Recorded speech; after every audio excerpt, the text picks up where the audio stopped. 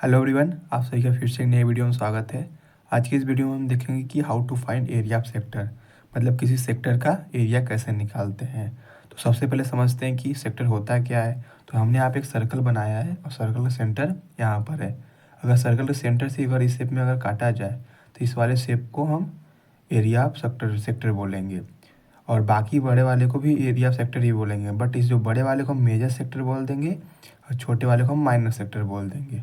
ठीक, इसको और अच्छे समझने के लिए थोड़ा प्रैक्टिकल करके देख लेते हैं। तो हमने एक सर्कल को इस पे कार्डबोर्ड पे काट लिया है और सेक्टर के शेप जैसा भी काटा है, तो इस वाले पार्ट को हम माइनर सेक्टर बोलेंगे और इस बड़े वाले पार्ट को हम मेजर सेक्टर बोलेंगे। आई होप आपको सेक्टर समझ में आ गया होगा कि होता क्या है सेक्टर है। तो अब चलिए इसको फार्मूले को समझते हैं। फार्मूला क्या है? तो इसका फार्मूला यहाँ पे है area of sector theta upon 360 into pi r square. इसका छोटा सा फार्मूला है, तो इसको आप याद कर लीजिएगा, इसके जरिए सवाल हो पाएगा। और समझते कि थीटा कहाँ रहेगा, तो थीटा यहाँ का एंगल हम थीटा लेंगे, और पाई तो आप जानते हैं इसकी वैल्यू 22/7 होता है। और आर क्या होता है? आर इसका रेडियस, रेडियस कहाँ है? यहाँ से यहाँ तक रेडियस है, तो इधर भी आर है और इधर भी आर है। तो हमने थीटा यहाँ से यहाँ तक लिया है और ये माइनर सेक्टर के लिए थीटा है। अगर आपको मेजर सेक्टर की लेना है तो थीटा इस साइड वाला ले लेंगे।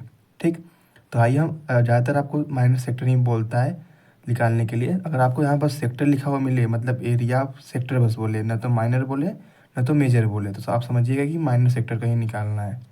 ठीक है, तो आइए एक एग्जाम्पल से करके देखते हैं।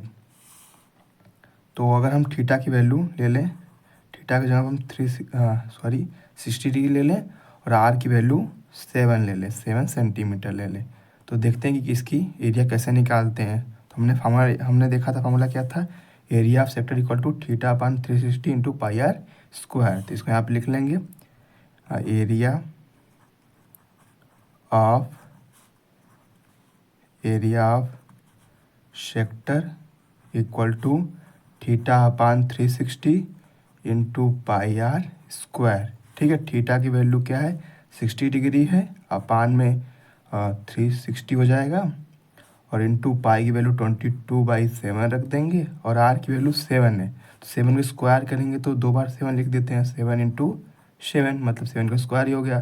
तो एक 7 से एक 7 कैंसिल हो जाएगा, क्योंकि ये इंटू में है, ये अपान में है।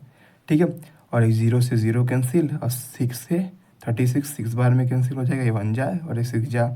ठीक है, और देखेंगे कि ये 2 से 3 बार में कैंसिल हो जाएगा और ये 2 से 11 जा में। ठीक है, तो यहाँ पे क्या आ जाएगा? ऊपर क्या आ जाएगा कि इधर 11 इधर 1 और यहाँ पे 7 बचा, तो 11 का 7 में करेंगे तो कितना आ जाएगा? 77, और 1 में करेंगे तो 77 ही रहेगा। तो 77 और अपान में क्या बचा है? 3 थे, यहाँ पे 3। तो इसका आंसर क्या आएगा? 77 अपान में 3। और चूंकि ये एरिया है, यहाँ पे एरिया है, तो एरिया का यूनिट क्या होता है? Centimetre square. यहाँ पे सेंटीमीटर में दिया है तो यहाँ पे सेंटीमीटर स्क्वायर लिख देंगे। तो इसका आंसर क्या आ गया है? 77/3 सेंटीमीटर स्क्वायर। ठीक, तो आई होप आपको समझ में आया होगा। चलिए आपके लिए एक होमवर्क में देते हैं। तो होमवर्क में क्या है कि आपको बस आर की वैल्यू यहाँ पे 6 रखनी है, और थीटा सेम है। थीटा क्या है? 60 डिग्री ही है, तो आप इस पे यहाँ पे 6 सेंटीमीटर है, तो यहाँ पे आप इसको करके जो आप बताइए कमेंट में। मिलते हैं अगले वीडियो में। अगर आप चैनल पर ना हो तो प्लीज़ सब्सक्राइब कर ले इसे और वीडियो के लिए। Bye bye.